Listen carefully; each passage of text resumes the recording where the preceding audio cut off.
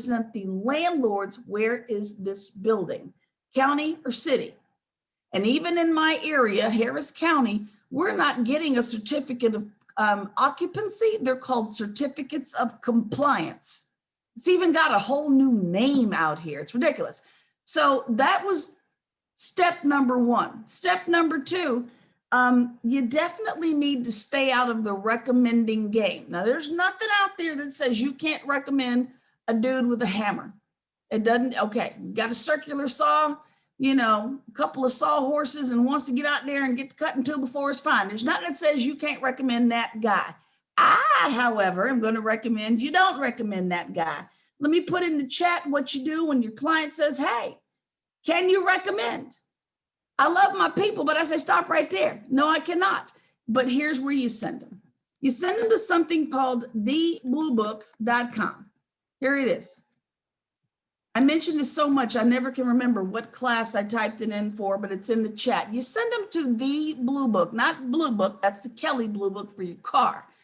But we used to have a blue pages. It literally was blue, like a yellow pages, but for contractors.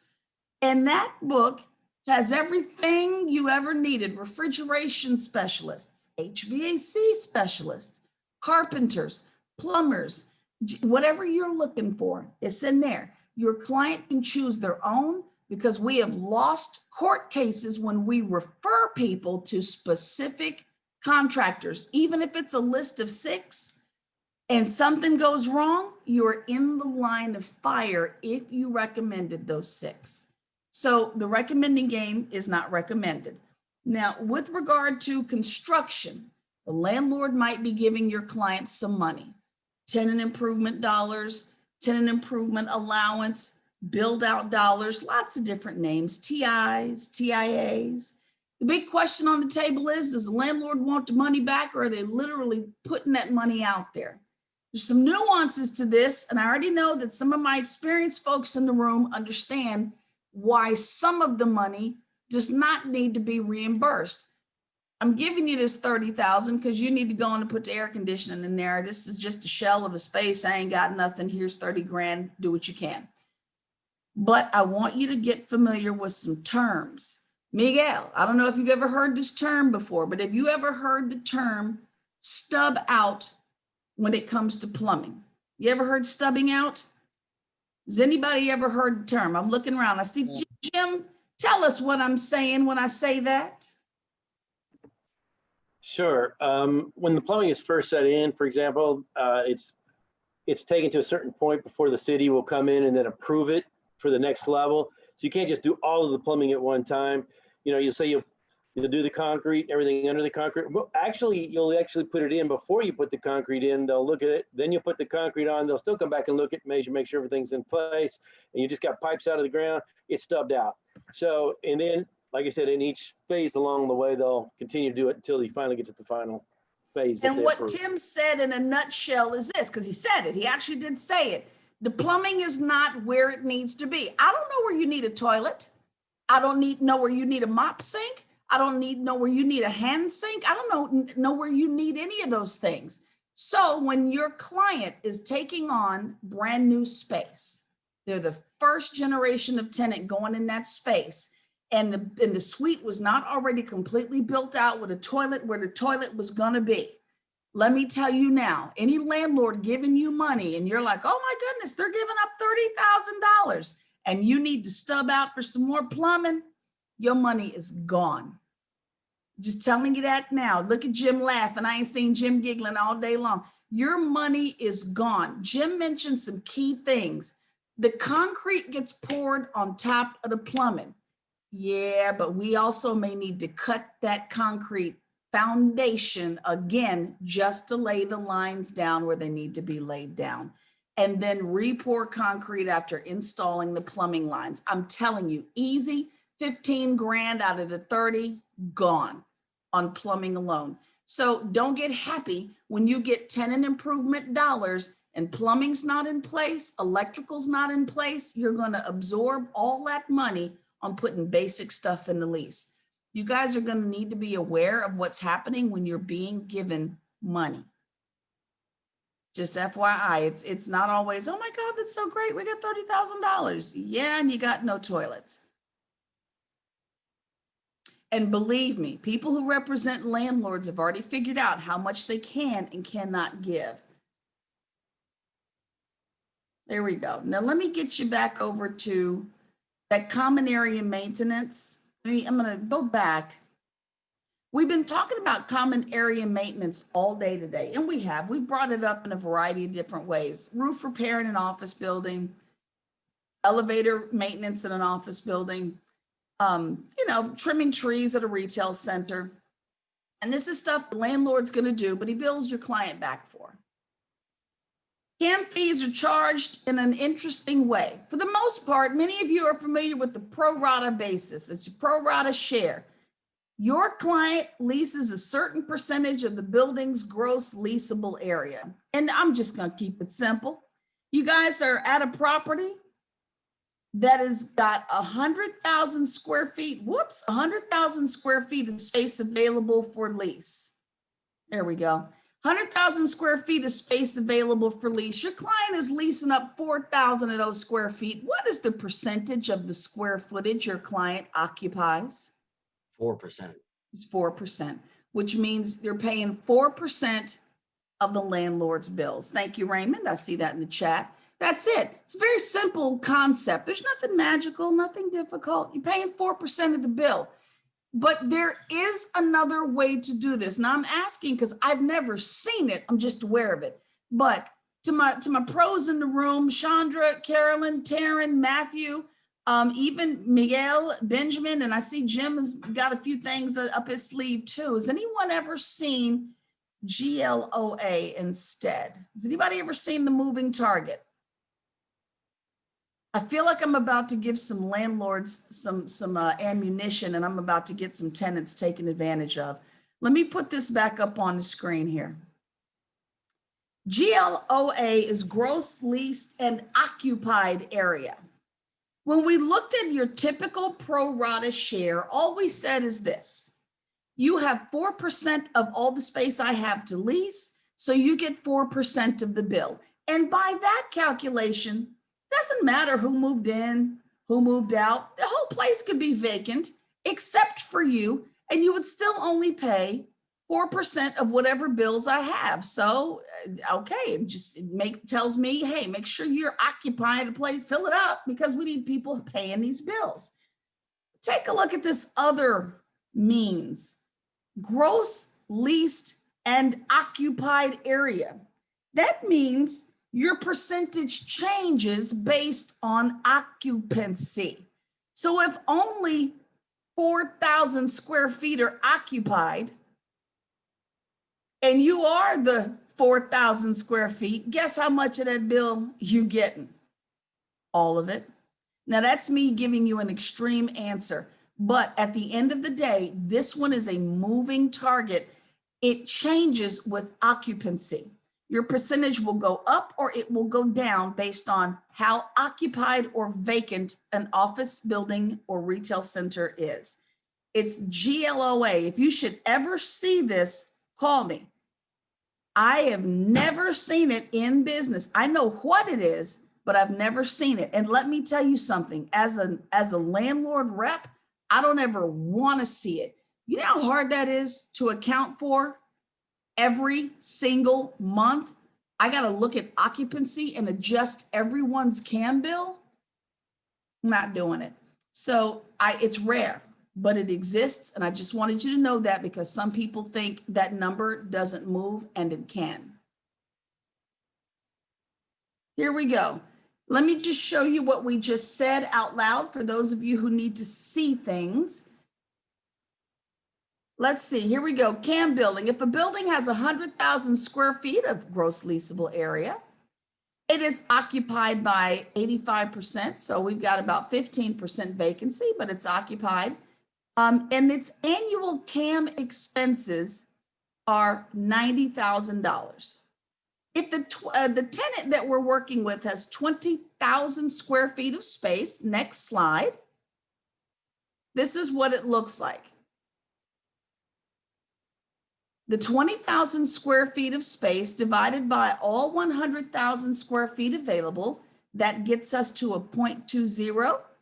You move your decimal point 2 places to the right, and that means we're occupying a certain percentage of this building for the year, 20%. And that means I get 20% of this $90,000 bill, which means I'm paying 18 grand a year in CAM billing. That's it. It's in your book for you, but I thought I'd show it to you as well. Now, using the leased area, again, we can also run it. Total amount of leased square footage in the building, 100,000 square feet by 85%. That's the leased area in the building. And this is a little bit different. Tenants pro rata share went up a little bit because we're looking at what was leased, not available, what's leased.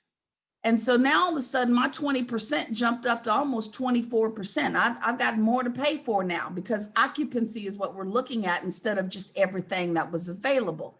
And now my bill went from 18,000 to 21,000. That GLOA calculation is a little tricky and it's bad for the tenant. Let's put that out there. It's bad for the tenant. Market rents. I hate market rent. I don't like the current market rent, but it is what it is. Fair market rental value will generally be based on comparable leases of comparable spaces, blah, blah, blah. But in our business, we don't like to share data. True or false? We don't. We just don't like to share data. I swear to goodness, sometimes I don't understand how we come up with market data when we're so stingy with it. But let me say this. When we talk about CoStar and all of these other CIEs and other platforms that you're going to go to get your data, they call us regularly to the point of being bothersome, but they do call and they ask us, how much did you lease this out for? If you're legally allowed to say so, how much did you sell the building for? So that we can look at what else is going on in the market and come up with a reasonable figure for fair market value, fair market rents, market rents. They actually call us directly to find out what we're doing. I used to hate that phone call every single month, but now I understand why it was so valuable. You all couldn't do your job well if I didn't report like I was supposed to, right, Matthew? I mean, you got to tell it. You do. That's the only way to make sure you did a good job for your clients. So I learned over the years, don't be mean to CoStar, answer the questions, let them know what's up. Base rental rates in a nutshell, why this came so late in the class is beyond me, but this is what we're charging the tenant for occupying the space. That is the simplified definition. That's just for you being there. And there will be several factors that we're going to look at for making the base rental rate. What's fair, what's competitive, and what will result in cash flow. I hate to just be this person, but let me just tell you now, I need this thing to make money. That's all. The building needs to make money. When I manage property, I need the building safe and I need it cash flowing. That's it.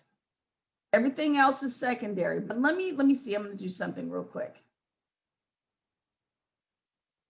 Let's take a look at this right here. I don't want to do this to you, but I have to do this to you. This is just one time. One time we're going to look at some math, okay? Just one time. Look, I already saw the eye roll from my friend. I saw that.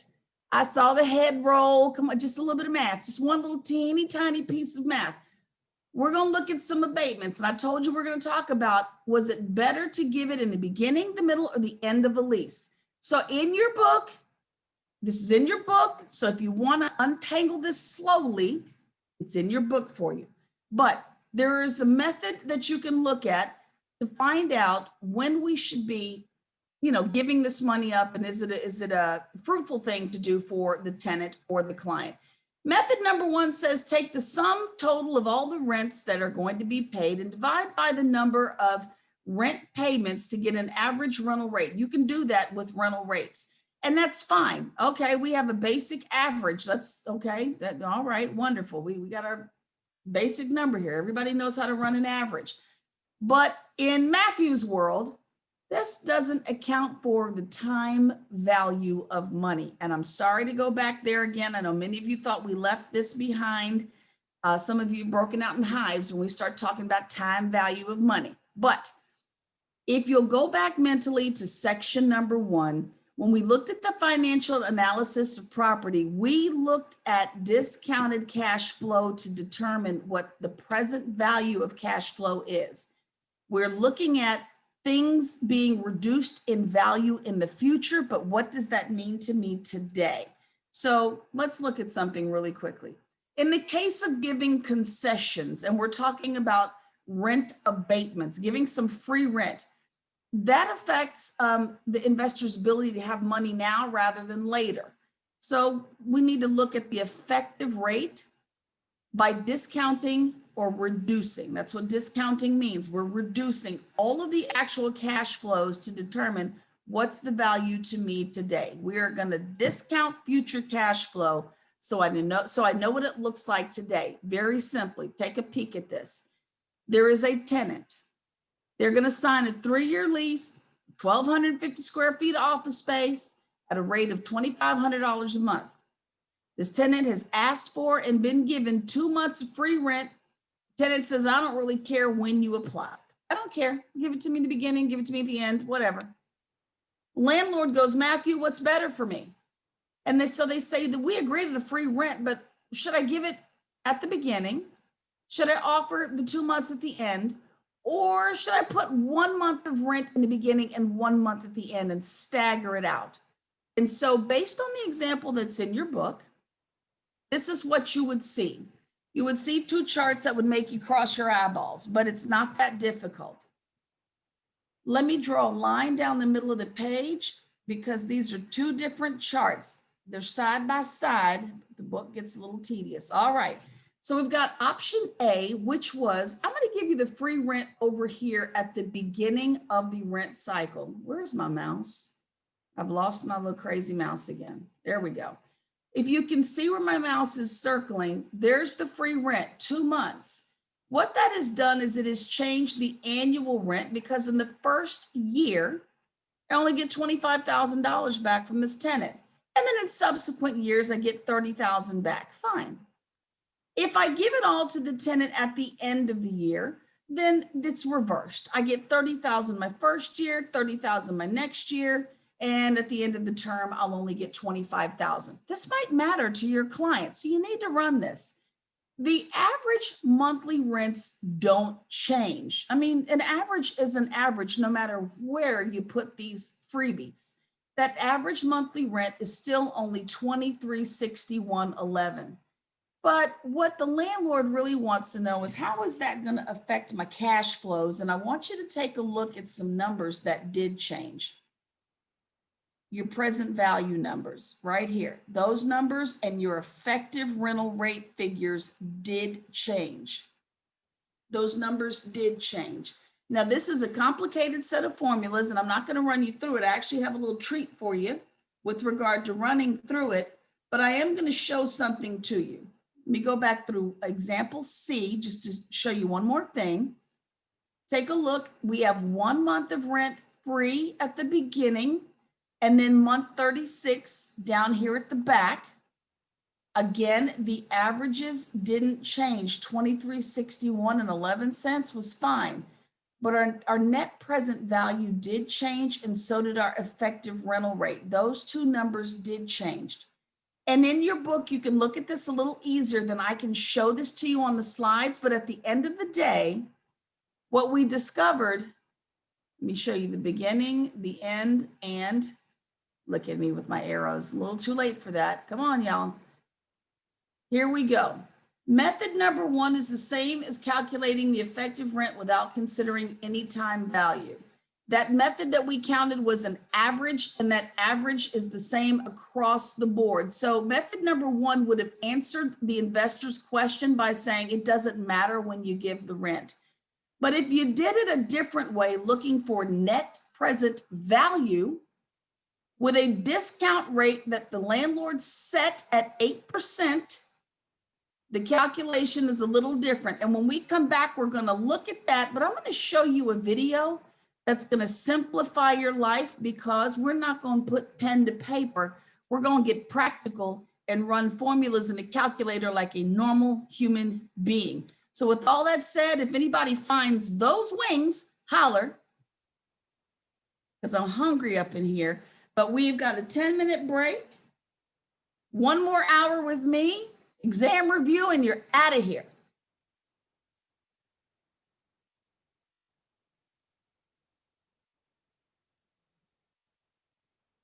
Raymond says, bring it.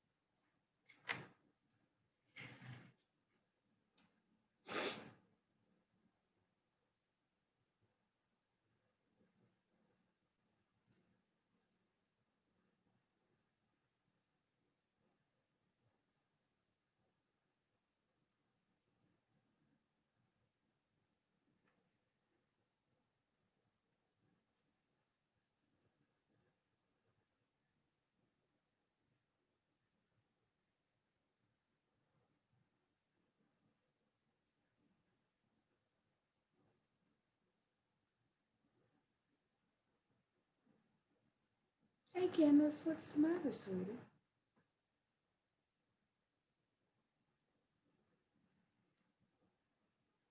Ken, Kenny, did you kill it? Did you get it? Did you find it? What was it, sweetie? Did you get it? Kenny, that's my sweetie.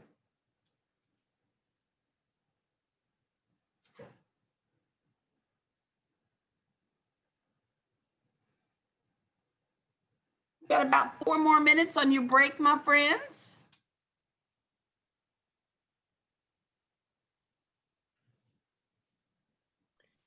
Hey, Mish, can I ask you a question? Yeah. So, I haven't never done a lease, and so if you have the tenant and you go to the space that they would like to rent out, let's say for, I don't know, a hair salon, I don't know, and so they did like the space and they go through it with the lease. Just they start doing the work for the tenant improvement. Um, how long after that do they need to obtain the certificate of occupancy? Who obtains it as well? Is it the client or the general contractor? It's going to be the contractor that does it. If you're not a contractor, then you'll have no business down there. Yeah. The landlord can't do it for you. It'll be the contractor or the architect. But there's nothing we can do in that process to help them. And how long does that usually take to obtain a I guess depending on the city and things, but I don't know, is that something that takes, I don't know, a month, 2 months, 3 months? I wish I could tell you.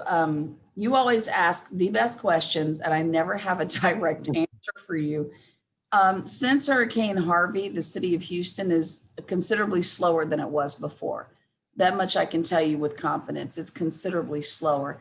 And so something that might have only taken, oh, I don't know, a few weeks to get your permits back so you can commence construction is now taking months to get permits just to get started on the job. And I mean months. So I would not ever be the one to tell a landlord directly, in my estimation, how long it's going to take to do a build out. You need a contractor or an architect to let you know how long they think it's going to take. There are forms, let me see, Form 2111, that's the landlord doing the construction. Form 2112 is when the tenant is doing it. And in that contract, it asks you how long do you need before completion? And if a contractor says to you, it'll take us about 6 weeks to finish this, you're going to put 12 in the blank. You're going to double that number, triple it if you have to, because this is so unpredictable right now. When you look around, Gerald, where are all of our contractors? Where did they go? Residential right now? I don't know. They were in Louisiana fixing the place back up. They skipped town. They're not leaving us because they don't want to be here, but there was better money from the insurance industry out there in Louisiana. Many of our contractors left town. They will chase storms. They will head to Florida. You know what I'm saying? So a lot of contractors aren't here, or they will start a job and then it takes time to finish because they're juggling 2 cities or 2 states. And let's say that there used to be a nail salon where the new client wants to be at, and it's like, oh, perfect. There used to be a nail salon. It's all built out. Perfect. What would they have to do? Do they still need a certificate of occupancy? Absolutely, hands down, no question. If they have, let's see, if the tenant that was in there was a pre-existing nail salon, I feel like I want to have this conversation in front of everybody. Do you mind holding on for a second? Yeah. Yeah, let me just do this, because actually what you're asking me is conversation we have in the commercial leasing 101 boot camp. That's the kind of stuff that's not in this class, that I wish they had time for. Yeah. Don't. So yeah, it's in the boot camp. But let me just go ahead and give it to everybody when they come back from break, which ought to be in just a couple minutes. It's a good question. Make sure you go grab whatever you need too. I have a question, Misha. Yeah. I have, wonder if I have it right here by me. No, I don't. I have a building, a commercial building, a 2-story commercial building on the market. and it's listed on CoStar, and I have done my allotment for the, I guess, mass mail, the email that they can do on the marketing center. You can do one per month. And I had these postcards made regarding the building. I want to send it out to the brokers of, you know, that might have interest or in the area or whatever the case may be. And I asked CoStar, my rep there, if they had a list already that we could use to do the mail out with, because I just don't know where, if there's a resource for finding brokers and their addresses and things like that. Like, how do I find the brokers I would want to send these postcards to? Well, typically, they're not realtors. That's your first understanding, is they're not us.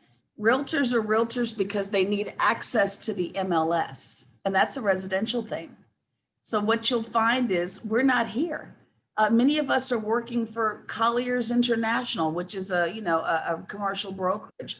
Many people are working for corporations like Simon and CBRE, but you may be better off dealing with membership for certain groups like IREM and BOMA and ICSC and all these other organizations. So you get into the members of those organizations instead.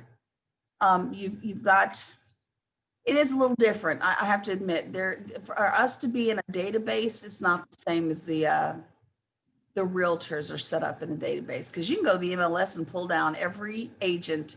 I don't know if you know that, right? Yeah. You can pull down spreadsheets of us and directly email whomever you'd like, but I don't know of a database like that because we're scattered.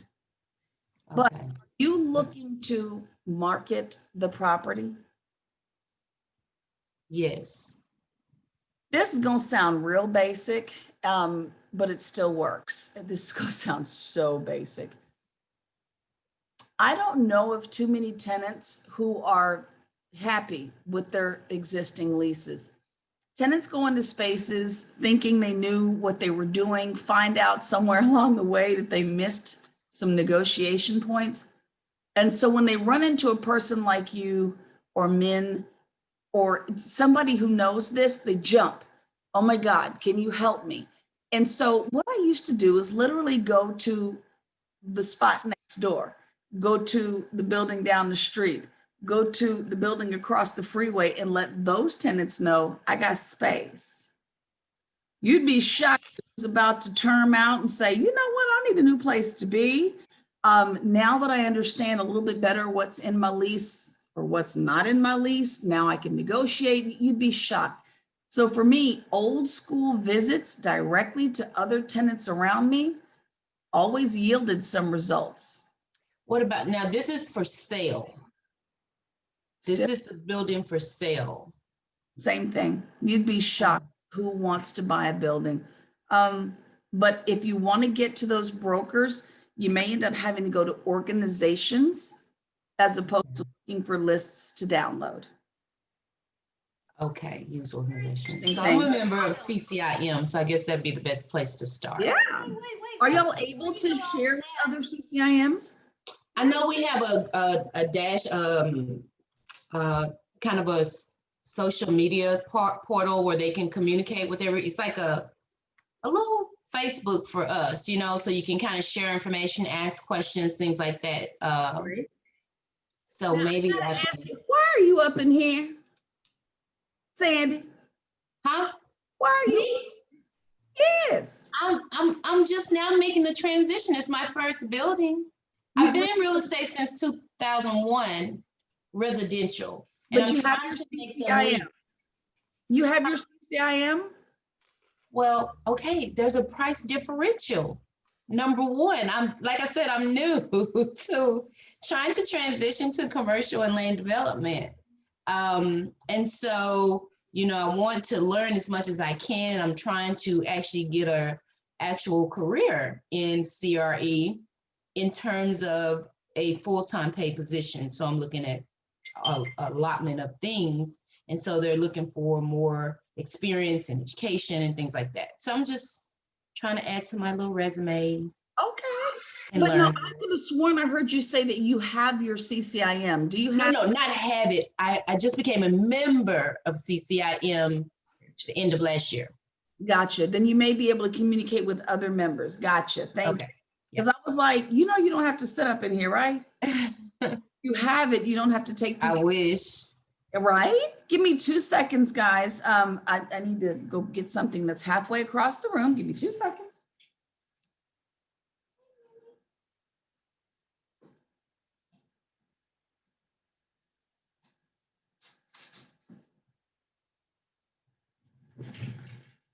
Okay, so we're back. Okay, we are in what I consider the last substantial hour of instruction.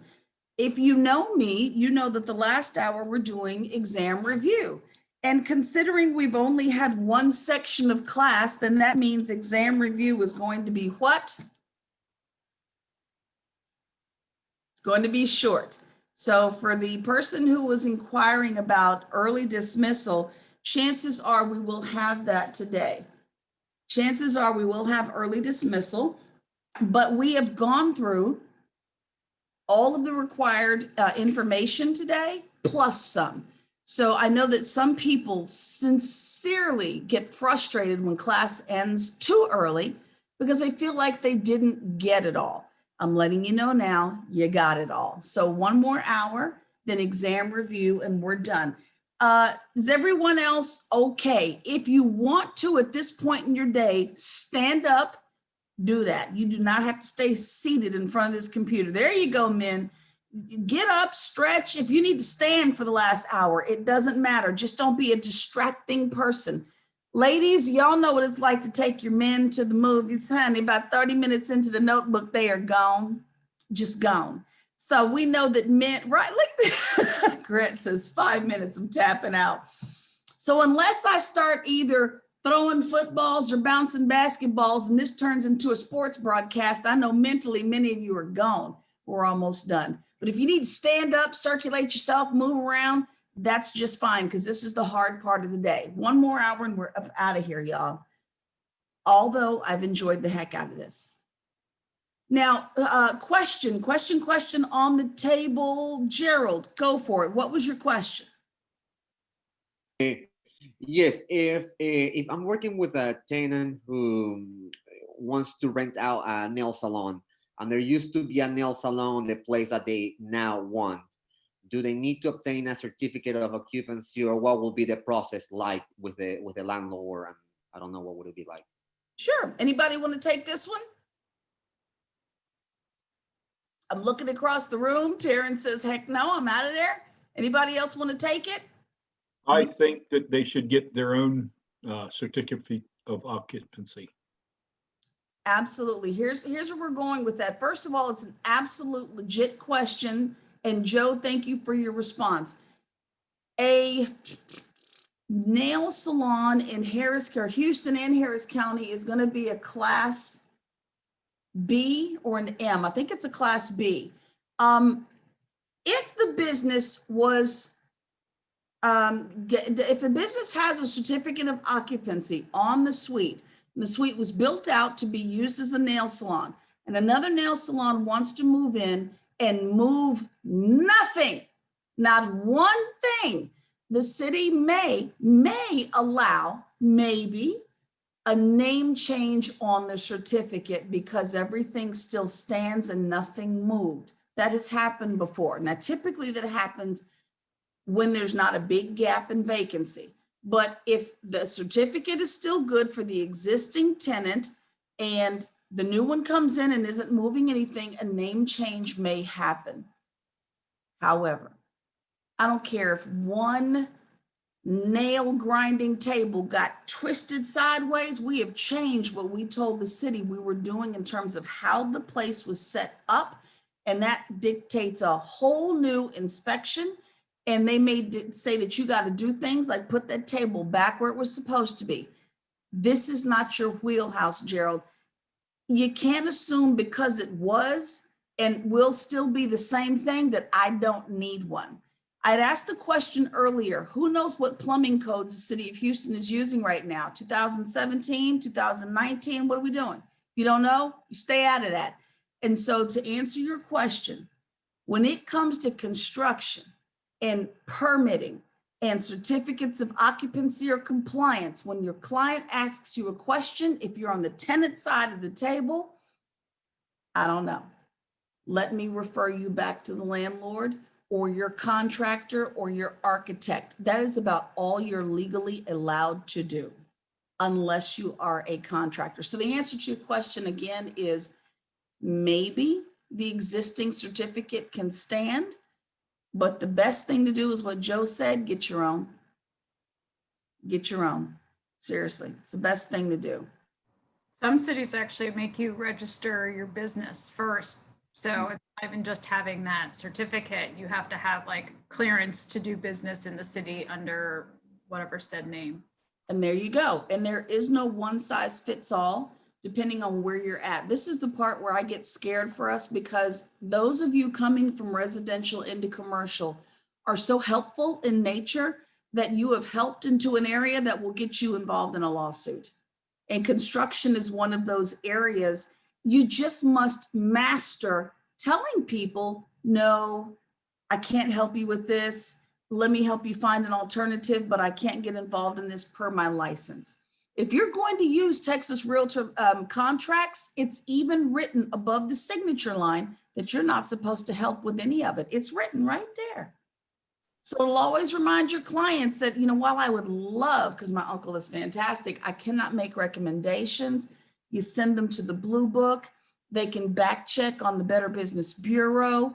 And then my other favorite for you, just for contractors and whatnot, who can help with this certificate of occupancy, send them to this one little place right here. I'm gonna put in the chat. Does anybody else love to read the ripoffreport.com? 20, you read that? Can you please share with everybody why you got that sly little smile? Because I love the ripoffreport.com. What is that all about? Sometimes I have bad experiences with people, or just want to check out somebody before I use them.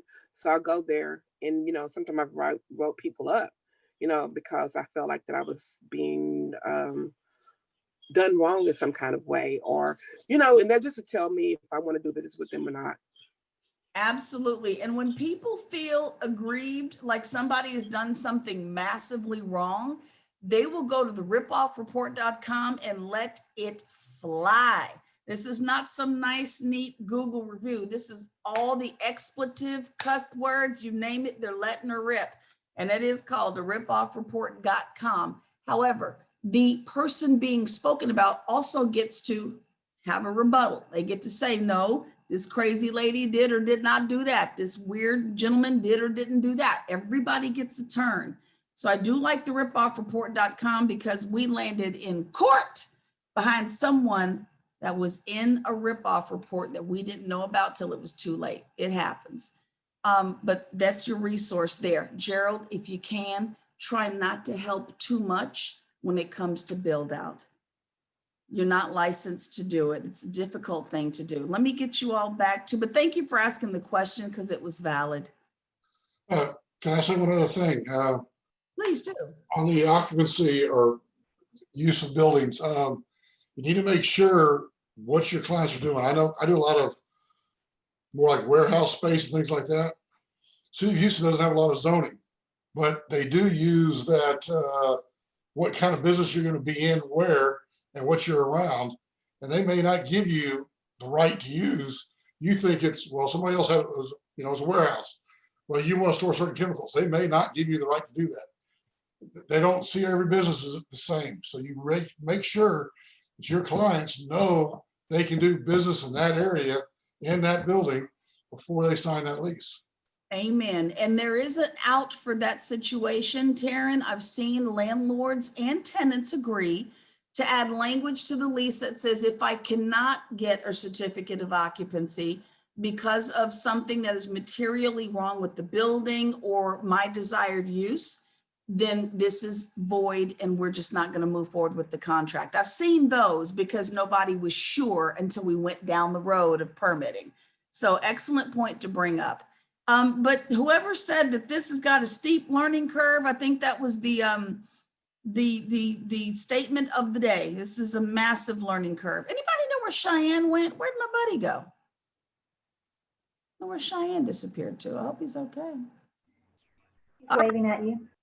Where is, oh, well, wait a minute. Oh, hi, Cheyenne. There you go. Your screen had blacked out on my end. That's all right. So method number 2, we weren't looking at rent averages. We want to know about the effective rental rate. And those 3 charts that I showed you 15 minutes ago ran some calculations to show you that the lowest effective rental rate was $2,119.52. And that occurred when we gave the free rent away in the first 2 months of the lease period. We ran this old formula, if you will recall this formula, to get it. I'm going to show you a little something in just a moment. You're probably thinking, yeah, but how do I plug that into an Excel spreadsheet? What do I do? I want you all to take a picture of this. There's a website that you can go to with some easy Excel spreadsheet examples for how to get, your net present value feature up and running. Because we can't take the time to go through a program with so many different levels of computer literacy in the room. We're blessed that some of you even logged on this morning. And Chandra, say it out loud. Are you quoting me or did you say that yourself? Say it. That I think was actually I think I heard that in the first class, but I wrote it down and told my division about it. Helpful will get you sued. Amen. That was a whole sermon. Thank you. And it will helpful will get you in court. Let me quit. So there you go with the spreadsheets, but I'm going to give you a little bit more bang for your buck here, guys. I'm going to show you the answer to your question. First of all, when we're going to look at these NPV, you'll also notice every now and then you're going to see X NPV. These formulas, by the way, are super lengthy. They're long formulas. They take time to work out. And if you don't already have them set up in a spreadsheet, you're going to be there all day trying to work that out. So go get yourself an automatic Excel spreadsheet that's already filled out. But let me get you something else. Cash flows, I want you to pay attention here. We're going to look at which one was better, but I want you to bear in mind the cash flows are going to change from year to year in the 3 examples I showed you based on when the abatements were given, and cash flow is what we're looking at to get this NPV. So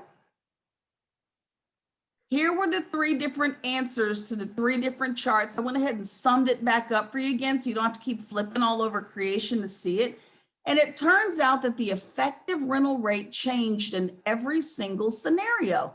Scenario number 1 was where we put 2 months of free rent at the very beginning of the lease in months 1 and 2. Scenario number 2 is where we put the free rent in the very back of the lease on months 35 and 36. Scenario number 3 is where we gave the free rent at the beginning and 1 at the end. So the effective rental rates for the landlord's point of view that were better for them were to give it, and somebody had answered this very early in the chat, scenario number 2, where we put it at the end of the lease, gave us a better rate. I think Joe Eccles had already done it or looked at the charts, but yes, it was a better option for the landlord to give that free rent at the end of the lease period. Now, we still need to address a little bit of an elephant in the room. How do I do that? I want you to go just take a picture of this particular YouTube video, and I'm going to go see if I can pull it up so we can watch about 2 minutes of it so that you can see how to work this in an Excel spreadsheet. So everybody go ahead and snag a photo of that particular link. Let me pull up the internet and just pray that it, operates like it should. Let me set my sound for you guys to hear. And let me get a blank web page for you. YouTube.com. Watch And this one ends in D4. TCH. Almost there, my friends. You know, putting the links in your presentation, they don't always work well. I wish they did, but they don't. Let me go straight to YouTube and pull it up. Almost there. And let me go in my history. If you all were to come into my YouTube history, you would see a million dodo videos for animals. I just love those little dodo animal videos. Let me go into my history. This is driving me bananas. You know, every time you want your technology to act right, it doesn't want to. Watch. Question mark V equals UHP underscore AVF 5Y D and a 4. Let's see if it does what it's supposed to do. In this video, I'm going to explain how to use NP of a cash flow of calling NPV function in Excel. Let me back up just a second. There we go. In this video, I'm going to explain how to use NPV function in Excel to calculate the NPV of a cash flow. There are two main ways of calling NPV function in Excel. The first method is clicking in this little FX here. When you click that, this window pops up, and then you can search the NPV function in this box. You click go, it finds the NPV function, or you can go to the financial category here and you find the NPV function, and then you click OK.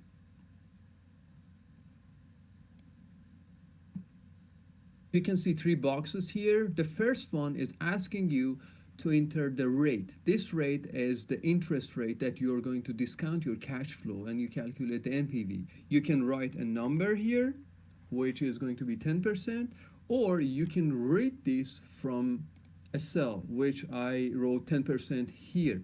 Then after you can click this one, or you can enter, push enter.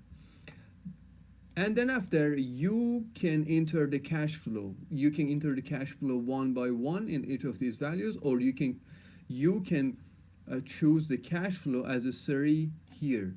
Then you click here. If you entered everything correctly, the NPV is going to be calculated, and the function shows the NPV here. If something is wrong, you won't see a correct NPV here. Then I click OK. So as you can see, the NPV is calculated and shown. The other way to call the NPV function is you just write equal sign and then write NPV, open parentheses, the first one, and then you can see this thing pops up. And the first, you need to enter rate. You can write a value here. You can write 10%, or you can read it from this cell, and then you write a comma, and then you enter the values. You start from here, go all the way to the end of the cash flow, and you close the parentheses. So one thing that you have to be very careful using the NPV function in Excel is NPV function in Excel always considers you are entering your cash flow from year one. So if you have a cash flow that is happening at the present time, at time 0, at year 0, you have to enter that manually. NPV function in Excel does not consider any cash flow at time 0. It doesn't understand the time 0. NPV assumes that you are entering everything from year 1. Okay, so that was it for, there's more. That video is actually 8 minutes long, but we're not going to run that whole thing or you guys are going to lose your minds. But I found a little something I thought was very fun and very interesting. And I've had this argument back and forth with one of my colleagues, a fellow teacher, and he insisted that you needed a certain kind of calculator to run NPV calculations. And then I stumbled on this, and it turns out, no, you don't. These two kids in some college across the world are going to show you in about 30 seconds flat how to run NPV on a basic calculator.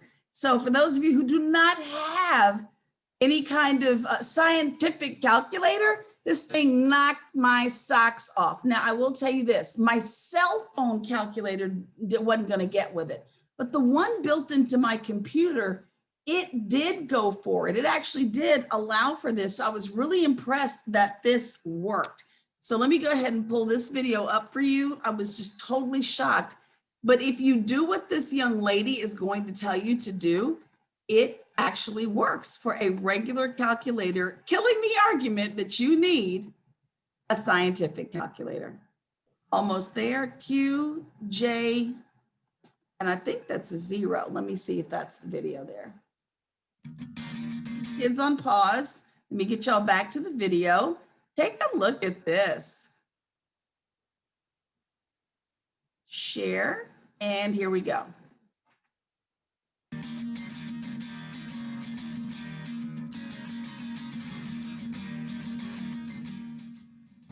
Hi everyone! Hello! Colleagues and future CPAs. So I am Anami Magbanwa. And I am Neil Churchill.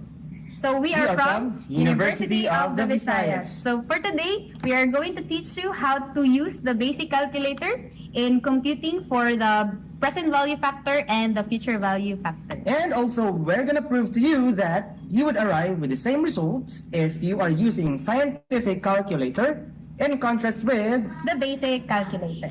Okay, so let's start. They're so cute. Okay, so first off, we are going to compute for the present value of 1. And the formula for that is 1 plus the rate to the power of negative n. What is that n? That is the number of periods of compounding. Now, for example, we are compounding with 10% rate for 10 years. So, Ma'am Anna, how are we gonna do that? Okay, so we are going to start with the pressing of 1, which is a constant number. So 1 yun na siya. 1 point, and then the interest rate. So that's 10%. So that's 1.1 there. Okay, so since we're computing for the present value, we are going to use the divide sign. So we're going to press it twice. So make sure you press it twice. So that's 1, 2.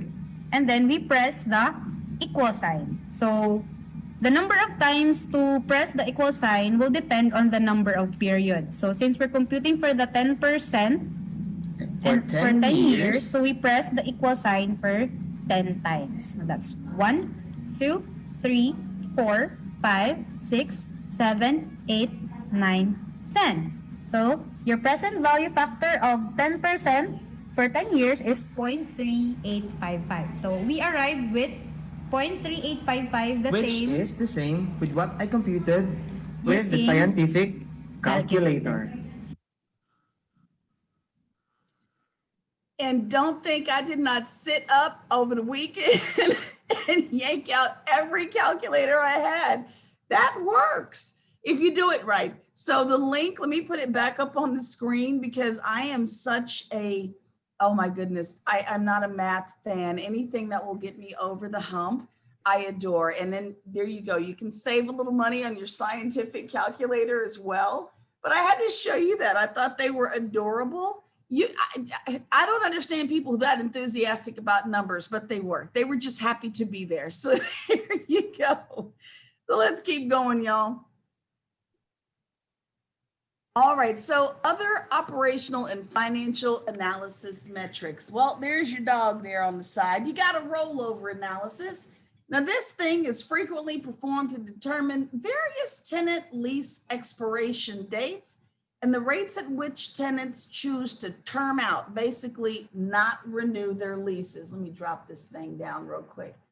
And careful analysis is going to determine the factors behind rollover trends. You want to see why people aren't coming back. Why aren't they staying? And that's the kind of stuff that's going to matter to your investor clients. They really do want to investigate this. But rollover analysis is one of those metrics that becomes important to your clients. I'm not going to show you any formulas on it. I just want you to be aware of what it is. Well, let me just do one more thing. I need to put something up so I can see where we are. Awesome. Okay. And pad sites and outlots. I don't call it an outlet. I've been calling these things pad sites for years. But if you've got this massive parking lot, there might be, take a look at where, I'm going to circle it for you so you can see it a little easier. See down at the front, it says site proposed pad. There's so much parking space available. Target's not that busy, so there's room to put a freestanding building. That might be a Chick-fil-A or I don't know, a CVS or Walgreens or something, but that's the pad site. It's really, really desirable for the visibility, prime location right in front of the street. It's got that frontage, etc. They can be really profitable for landowners. They can be leased out, they can be sold. It just depends on what your investor wants to do. This may also drive why they purchase an investment, the room to grow it. So the pad site, don't forget, if you all are leasing up space, let's imagine that the Target space was Target plus a bunch of other leased spaces. If the pad site goes up, everyone behind it no longer has the visibility. You may want to ask a landlord, what is your plan? Will you be putting up any pad sites? Will I be blocked? My dentist lost his mind when a car wash, this thing is, how do I describe the car wash? Have you all seen these new car washes and it's this electric neon blue situation? I don't even know what it is. Is it a waterless thing? But whatever it was, hey, little Stephanie, oh, hey. You know, this building went up right in front of the dentist's office. Now nobody can find the dentist. He is definitely behind this pad site. And so you might need to ask the question, was this in the future of the shopping center your client wants to move into? If you're working with the investor, that has got to be a consideration. Can I generate even more income by expanding across the property? Other things that come up, all right, blue. Take a look at what's in the blue. And someone mentioned this earlier. One of you did. Who mentioned that due diligence and sometimes working with the tenant can take months or years? Who was that? That was me. Who? Oh, I missed. I'm Min or John. There you go. Hey, you know, it can take years or months to get some stuff done. It just depends on the size and the scope of the job that you're doing. So if you have expectations that I'm going to finish in as fast as 3 weeks, might not be reasonable for what you're doing. But for the purposes of this exam, I need you to focus on that point that due diligence work can take up to months or even years to get done. If this is not your wheelhouse, and that is what this is a picture of, an actual wheelhouse for everybody who says it and doesn't know what a wheelhouse is, well, there you go. But if this isn't your wheelhouse, and it's best to let your client do their due diligence. When we hit the rest of the book, you're going to find out that the book says the broker needs to do this, the broker needs to do that, the broker, the broker, the broker, the broker, the broker. And I'll be honest, in my opinion, I believe it puts a little too much on the back of the broker. There are some things that we are not licensed to do, that we are not going to be doing well. And if we're the ones doing certain work, we may be missing some things. So just be cautious of that when we move forward into these other areas. Trouble aspects of commercial real estate development. There it is right there. Timber rights, oil and gas, mineral, water. Let me tell you something. If I ever could recommend you stay out of it, this is one of those moments. When you are selling commercial land, undeveloped, unimproved land, for someone to put a building on that thing, and you are working with the owner of that dirt, you need your client to bring in an attorney to be sure that all rights came with it. You can't imagine how bad this is going to get. There are certain exemptions for certain land. And if the land is used in a different way, those exemptions may not apply. Rollback taxes might come into play. Rollback taxes can be ugly because a district may come at you for several years worth of back taxes. You just never know. I stay out of rights.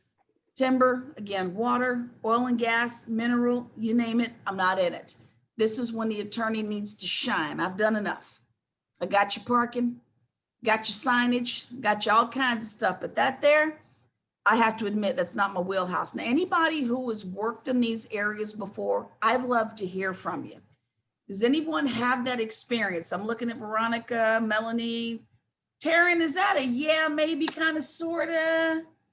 What can you impart in terms of wisdom? I can accept that that's not my wheelhouse. I don't know, it just, rollback taxes are always fun, especially if you're going raw land that they have ag exemption. Yes. Because you go and you're gonna start putting buildings and stuff on it. First, getting this approval that you're gonna let you to build those buildings, and whether or not kind of notifications you gotta put, it can take years before they'll give you the permit to build. But once you get building, then they come after you for all the taxes for 5, 6 years in advance, saying, well, you had an ad exempt, that's gone now, so now the rate is 5 times what you were paying. The other owners are paying. Who's paying it now? And usually whoever sold it doesn't want to pay all that, so it's written in the contract. Whoever, you changed it, you pay it. Changing the use absolutely may end up with rollback taxes. Now, let me say this for you guys. I know how to say that there are certain things I don't do. I've not done every single thing there is to know in real estate. I absolutely have not. I think Matthew and Taryn work with more investors and developers. I think I work more with owners who have the improved product and tenants. But if you need help with things like rollback taxes, Texas Realtors has a Land Institute. There's a whole division of people that can help you with this stuff. And get on the phone and call someone and ask for a little help. Can you refer me to a realtor, someone who's a specialist that's a member of the Land Institute, to help me out?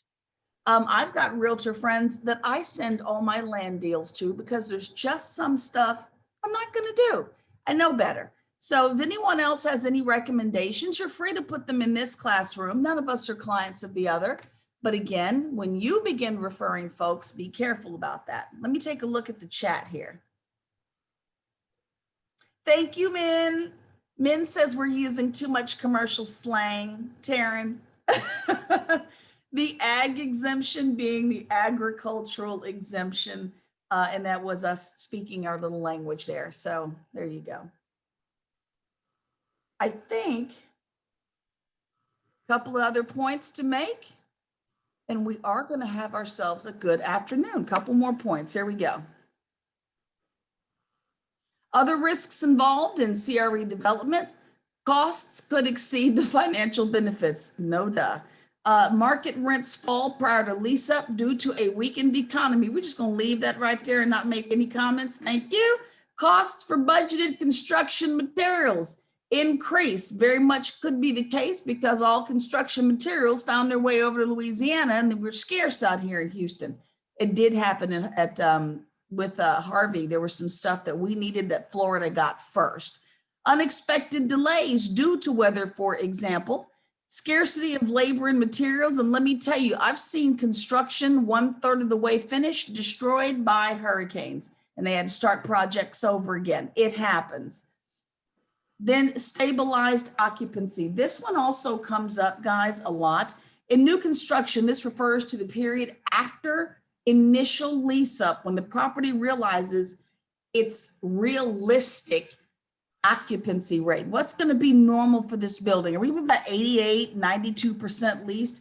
And so if the market expectation for new development is a 90% occupancy rate within a year after completion, then the building will be considered stabilized once that rate is achieved. So you definitely want to look at stabilization. How long is it going to take for me to realize that the occupancy is stable? And at that point, will I be making enough money to get a return off this investment for development? I know that's a lot of extra information, but those are some of the things that come up. And now, a little earlier than usual, why not? You guys have been fantastic. It's break time. See you back here about 10 minutes to the hour. We're going to do an exam review and we're done for the day. Hey, Grant, were you raising your hand or talking to someone else? I was giving you a A-OK. Oh, cool. All right.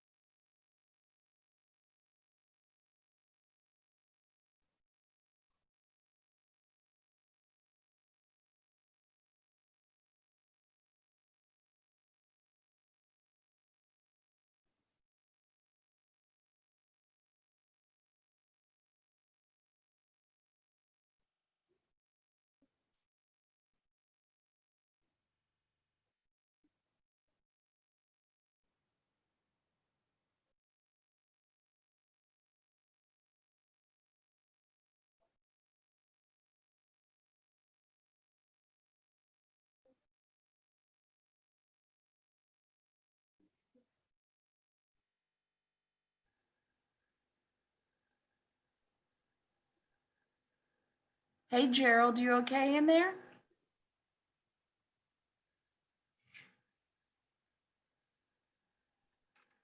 Oh, yeah. Sorry, I was reading an email. Like it was a little bit, No. a little bit confusing. So I wasn't. I didn't know what was going on.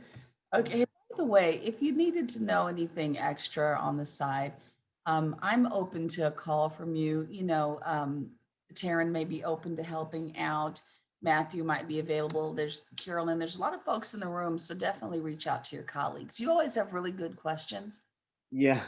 So Yeah. Thank you. Yeah, I'm always curious about different scenarios, and so just want to stay out of trouble, and I rather ask the question up front right now before I make the mistake. So. Amen. Absolutely. We'll definitely partner up with your colleagues in the room, but I'll let you get back to your email. I just want to make sure you're okay. Actually, this is very interesting. Maybe you may know this. My colleague is asking me if I know anything about asbestos environmental wastewater violations with commercial property, which I don't know anything about. I actually don't know why he's even asking me. Yeah, I actually pulled a environmental site assessment for you that belongs to another property. And I actually pulled some key pages from the report to show you what that is.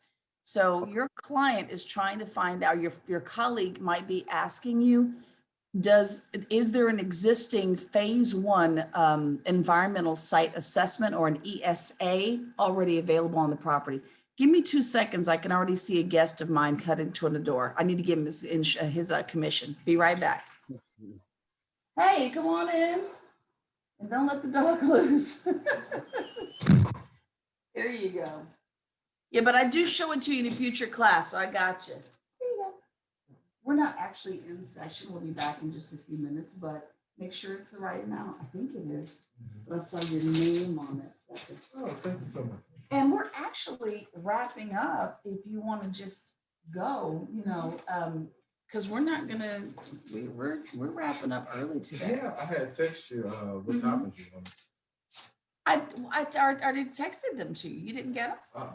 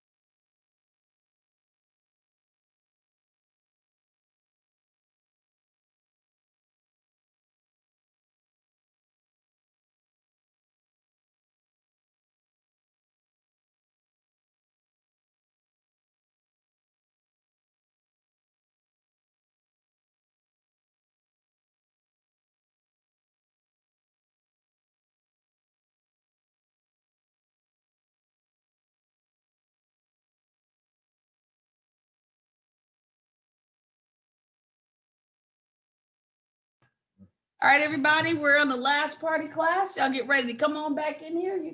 They'll never see you sitting right there. Guinea, get out the way. Guinness. Yes. My dog is fighting for seating space there. All right, guys, we're at the end of our day. And Raquel Berger, I will never grow tired of your dog yawning on camera. Love that screenshot.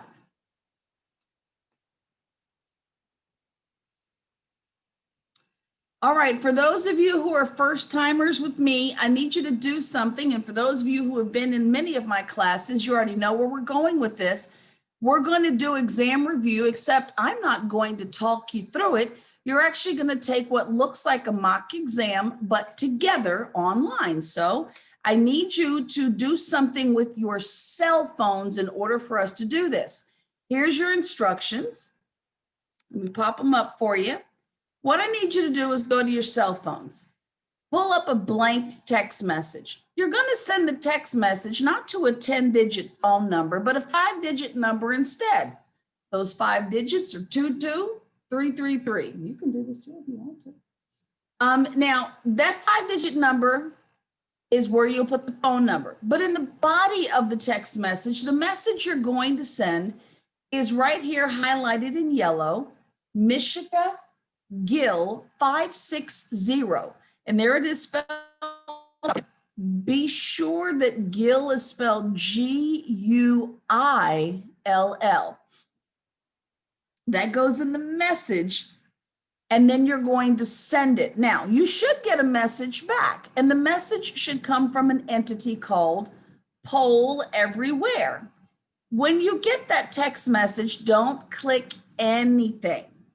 Let me promise you, you have not signed up for anything. I'm not going to send you things in your text message. Your data is not being sold overseas on the black market. I'm just getting you lined up technologically to do this e-review. So you're sending a text message to 22333. Let me see some thumbs in the air if anybody got it or still having trouble. Is everybody good? I got a few bewildered glances. Awesome. Yeah, just don't click anything. Leave it there. Leave it there. All right, so let's do exam review. Uh-oh, Amy, you all right? Okay. And Cheyenne Jr., I see, oh, look at the baby in the camera. I do love a good dog in the camera. All right, guys, let's do the review together. That's what's wrong. What's wrong, Amy? My husband just got home. Oh, well, we're almost done. Good for him. Great timing. Come on in. Here we go. Questions are going to come across the screen. Uh-oh. Why do I not see my alphabets? You know, today's been a glitchy day for me. Let me shut this. Do we hit the link? No, no hitting the links. Not at all. This is something I think is going to be administrative error. That's going to be me. Let me try one more time to make sure it wasn't something I did. I'm going to put it back up in just a second. Let me just go ahead and end the presentation because I can see where it's kind of confused and it doesn't want to give you. There you go. Because you should be, what you're looking for is a selection of A, B, C, or D, and you don't have it. So let me go ahead and reboot the class. Let's see if it'll give us our choices. You know, every now and then you got to deal with a glitch. All right, we're in day 1 of section 2. Let's reboot. Class is up on my end. It says start from the beginning, but that ain't what we're doing. We're going to go right over to where we need to be. And that is on your exam questions. Let's try it again and see if we can get you to take your quiz. Put that up on the screen. I have a question. Do I hit the poll everywhere thing? Yes. That's what I hit. Okay. Yes, you're looking for poll everywhere. Now, what I'm looking for poll everywhere to do is to act right, and it's not. So let me, there's another way to administer this, and let me just do that right now. So, section 2, day 1, I'll open it up. All right, so let me see if that helps. Activate question. Let me move forward and activate the question again. See if that's interesting.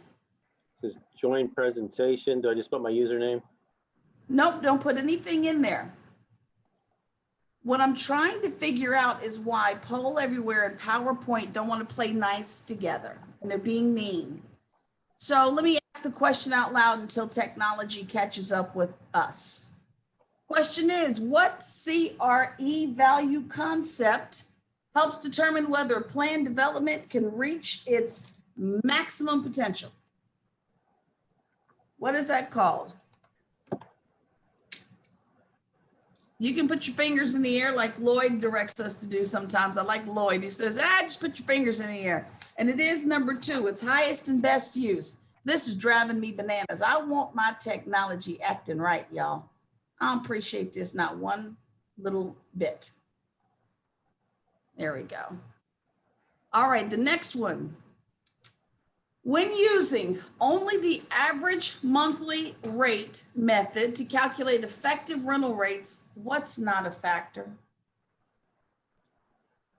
And I can't even see y'all. This is killing me now. Hold on, let me move. Hold on for 1 second. Let me move the screen so I can see you. Technology strikes again. Oh, you close that patio door, please. Technology strikes again and I can't see what I'm doing. That's all right. Here we go. Let me put poll everywhere back up and then we'll look at your answers. Activities, day 2, day 1, section 2, day 1. Here we go. And it shows me that I'm getting answers from you guys, but I'm not seeing them appear on the screen, which is strange. Oh, well. Why am I not seeing that? That's interesting because I see you guys answering. Let me there is something wrong with poll everywhere. Give me just a moment. This isn't y'all. This is poll everywhere glitching big time. TACS, section 2, day 1.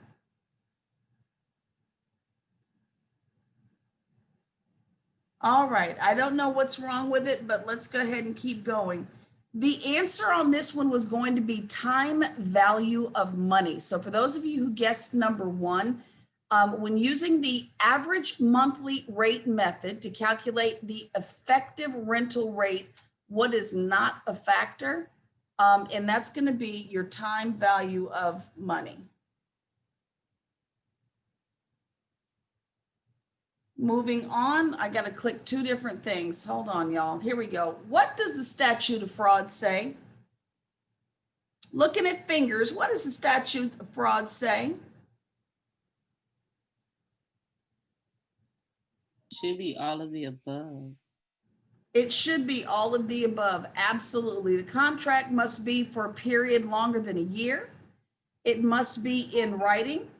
It must have a legal description, and the sucker certainly needs to be signed, y'all. Absolutely. It's interesting that it's showing me somebody answers, but it won't show up online. True or false? There are standard commission rates in Texas. True or false? Absolutely not. There are no standards, so don't look for one. Not happening around here. Why did my technology not working? Which of the following is not included in a triple net lease? Let me get you to the next one, your choices. There you go. Which one is, uh-oh. That is so crazy. Yep, this is a poll everywhere glitch. Let me just skip that question, guys. It's real interesting. It's not showing up. This is the floor. This is interesting that this has actually crept itself into the presentation. There we go. Which of the following is not included in a triple net lease? Which one of those is not in there? What are we not billing your tenants back for? I got a bunch of number 1s, and that is your answer. Your non-exempt personal property taxes. We're billing you back for all kinds of stuff. Base rent, CAM fees, property taxes, and insurance, but not your personal property taxes. Which things are considered CAM fees?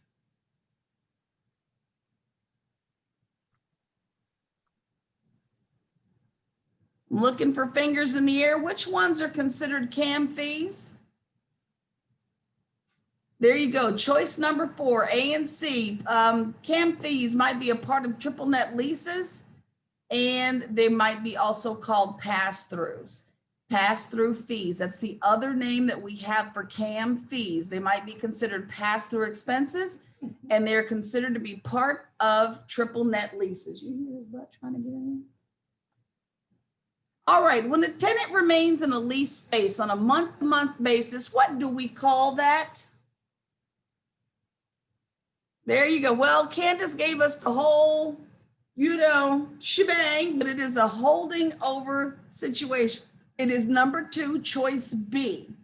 And now you should be able to hit your button. Everybody, do me a favor, put a B in your text message and hit send, hit the reply, type in B, and then send. For some reason, now it's acting right. That's crazy. Wonder why I didn't want to show before. Start the presentation. That is so odd. Well, you know what? Technology sucks. I'm 50 and that's what happens. Here you go. Single net leases typically include what? Single net leases. What do they typically include? Let me see what's going on in the chat. Some of you are answering in there. Exactly. Well, no, base rent and CAM. When we're looking at single net, why am I saying base rent and CAM? Excuse me. It's property taxes and base rent. When we're doing single net, it is base rent with property taxes. If we do a double net lease, you'll do base rent with property taxes and some insurance. And when we get into triple nets, that's when we're doing base rent with CAM, taxes, and insurance. So your answer here was C on this one. I'm doing this again with you guys tomorrow. I don't know why I'm glitching, so I have to apologize for that. Using the gross leasable area method, what are the monthly charges if the pro rata share is 6%? That's your client's share of all the gross leasable area. And CAM is $200,000 for the property. This is the extent of the math you're going to get on the exam. It's not a lot at all. Whoops. There you go. You're not going to get a lot of math at all.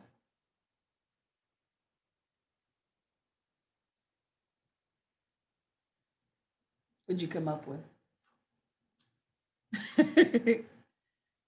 What did everybody come up with? Number 1. Okay, everybody got the number. So we have got 6% of $200,000. Does that equal $12,000? There you go. So that's the extent of your math. It's not going to be very heavy at all here. What about this? Expansion rights clauses are sometimes associated with this concept.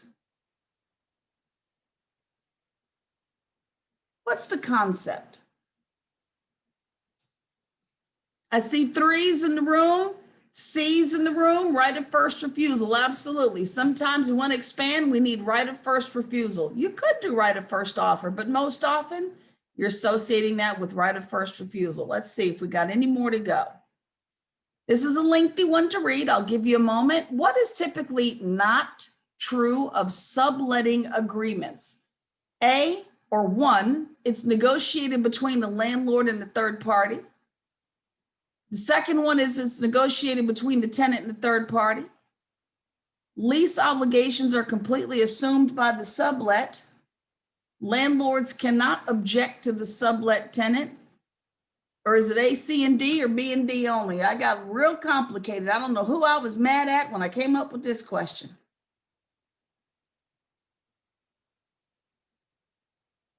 Let me see answers in the air. I missed it. I got a few folks. It's A, C, and D. Not true. No, it's not the landlord that's doing the negotiating. You're going to be working with the tenant and the sublet. Also not true. Lease obligations are completely assumed by the sublet. Not really. The master lease is still in place, and that tenant that has the master lease is the one that is going to have to be held responsible. And then D, landlords cannot object to the sublet. Yes, they can. So they can absolutely say, I don't want that tenant in your space instead. This question was written very complicated just to make sure you're reading at a point in the day when you'd rather take a nap. Which of these can be considered rent abatements?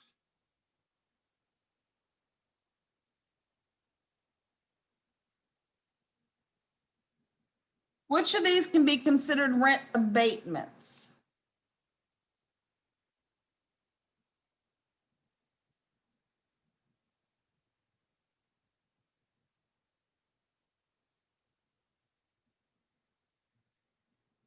I'm looking. Waiting.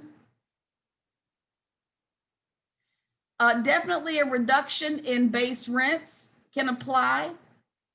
We may also consider moving expense allowances. Allowances for moving expenses for you.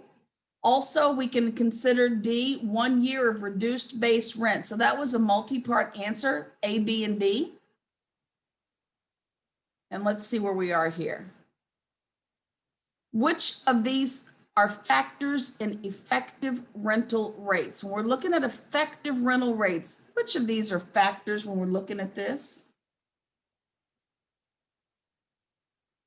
Looking to see what fingers are in the air, if there are any in the air. And it's B and C, discounted. The DCF analysis and average rental rates. So these are factors. We're not looking at terminal cap rates, which is when we're kind of looking at the end of ownership. We're looking at B and C. And that's it. Now, because we glitched so hard and we didn't get the benefit of having a little fun with poll everywhere, what I'll do is figure out what happened, and we're going to do it again tomorrow anyway. Y'all know me. We're still going to do review for the first day. We're going to do it at the beginning and at the end. And then we're going to do review for the second day. Hopefully my technology is not acting the fool with me that day. But with all that said, does anyone have any parting words, questions? Thank you for hearing. Mish, 2 questions. First of all, somebody said they had an update on Metrotex and the class. Were they going to change the dates for us? Whoever put that update in there, can you answer that question? Do you know if they will change the dates for you? So when I called Metrotex, they finally called me back during the second to last break. And officially, they didn't know about it. Say they are calling Texas Realtors today, and supposedly we'll have an answer for us tomorrow. Okay. All right. Mish, the second question is on the question about the 12,000. Maybe I misunderstood the question, but you've got 200,000 times 0.06%. It asks for the monthly.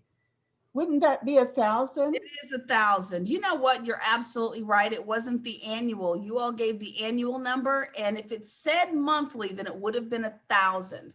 Okay. So you know what, Sharon, I'm not gonna lie. I saw it and I let it slide because I didn't go back and read myself. If it was annual, it would have been 12,000, and if it's monthly, you're absolutely right. It would have been 1,000. But thank you. Did see it. And I let it rip. I understood it. No, you caught it. I saw it and I said, well, everybody calculated annually, so I let it go. Okay. But I will give her credit.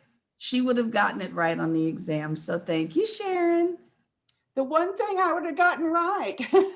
Sharon. And guys, understand something. That very simple question that I asked, that's about as deep as the math is going to get on your exam. So having to run a net present value analysis using the calculator trick, nobody's going to need to do that. So no need to run around looking for a calculator. We're not going to do that. I just thought that was a fun freebie for you. With all that said, does anyone else have any questions, thoughts, observations? Some misses on my part. Thank you again, Sharon. You're welcome. I'm looking at a room full of people whose heads are now 6 pounds heavier than they were when we started. Eyelids are drooping.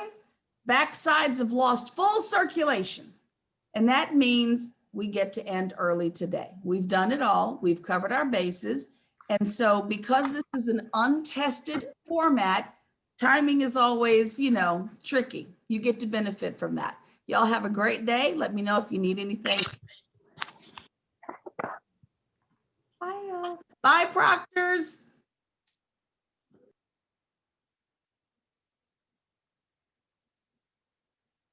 Bye, guys. Bye, y'all. And let me catch Metro text. Veronica, no, that's not my proctor. I'll call. Bye, guys. Signing you out. Bye, Matthew. Miss, I got a question. Sorry. On the cash flow, I mean, what on the effective rent for those 12 months net present value? Do you have a formula for that? Yes, it was. Let me. I don't know how the number come up. Let me pull it back up for you. It was on. There you go. This was the formula that was used. You see, can you I know, but I tried. I use Excel, use the formula, net present value, put all the numbers there. It came out different numbers. I don't know what the. You know what? But see, that's the kind of stuff we need to know because I got to go back and look at the spreadsheet and make sure that that stuff was correct. Let me go back and take a peek at what you saw on these spreadsheets. Yeah, on those three Mhm. options. Yeah. And let me make sure Come out. that yours is different. What are you using for your tool? I use Excel or use IRM calculator, CCM calculator. It won't, the option 1 and C, it won't come out. It won't come out for you. I'm making a note right now Yeah. so we can run it. Hold on, 1 and C. Let me back up. Hold on. Couple of automated things to do. Hold on, 1 and forgive all this stuff. You're looking at, when you say 1 and C, did you mean that? Yeah, the effective rent I didn't figure out yet, but for the net present value, the only second one is correct. Gotcha. But you know what? We'll go back and run it. When I input the rent on this order on the first 2 months free and the last 2 or the first one and last one, right? It won't come out. All the net present value is the same. I don't know why. Interesting. Well, I tell you what, we'll ask the author what he did just to make sure. Because there's also a formula issue. I found a couple myself. I didn't catch them all. And there's one that came up in class number 1 on page 46 also, I think, of your book. So there are some glitches in the formulas and I didn't catch them all. Okay. Yeah, thank you. So what page is that in your book, my friend? Page, oops, 17 and 18. Okay, because I have 14 down. So 17 and 18. Yeah. We'll go back and catch it. And I appreciate you for this because you know how this goes. I have to now make the correction if there is a correction to be made for future people taking this class. So thank you. Yeah, sure. Thanks. Because It's hard to catch. someone will, calculate the numbers. Why this? No, I did too. For a lot of the stuff that went up, especially on math day, I ran most of the numbers, but I got to admit, Matthew, it's hard to edit your own stuff. Yeah. You can't see everything. And after 12 of these, I'm mentally exhausted. So thank you. Sure. Thanks. Thanks, Mish. Awesome. Thank you. Have a good one. You too. Thanks. Bye. See you tomorrow. Okay.